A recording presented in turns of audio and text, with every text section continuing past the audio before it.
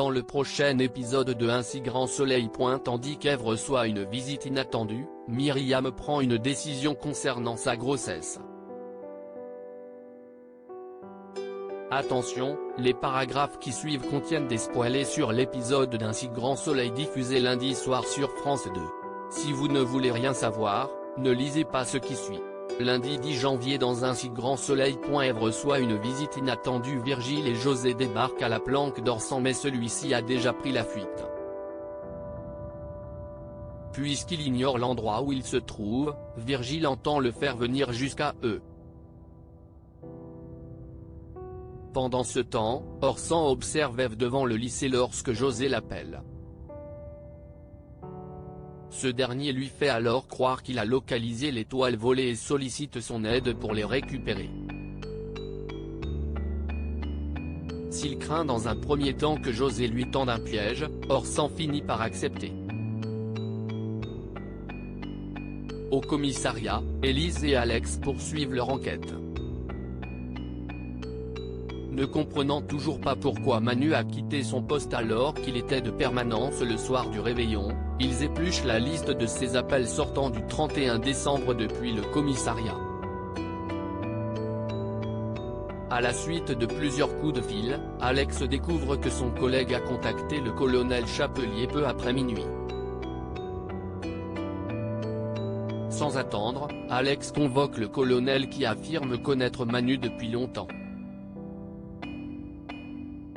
Il y a quelques jours, il a reçu un appel du capitaine Léonie qui cherchait des informations sur un ancien militaire ayant des yeux verrons.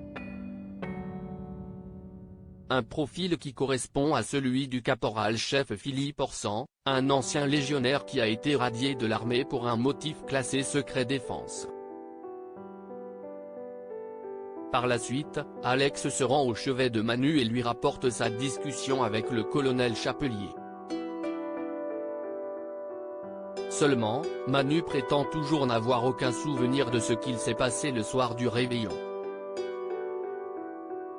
Alex promet donc de réussir à mettre la main sur Orsan. À quelques kilomètres, José attend Orsan au point de rendez-vous tandis que Virgile est posté sur le toit d'un immeuble avec un fusil à la main.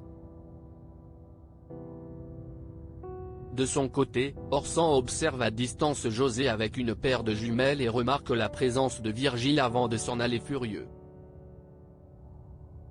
Plus tard, Orsan s'introduit dans l'appartement d'Ève. Myriam prend une décision concernant sa grossesse et Fred rejoint Myriam à la terrasse d'un café. En effet, le couple avait prévu de faire de l'escalade avant que le pompier prenne son service mais Myriam n'a pas la tête à cela. Vexée, Fred s'en va. Myriam retrouve ensuite Claire.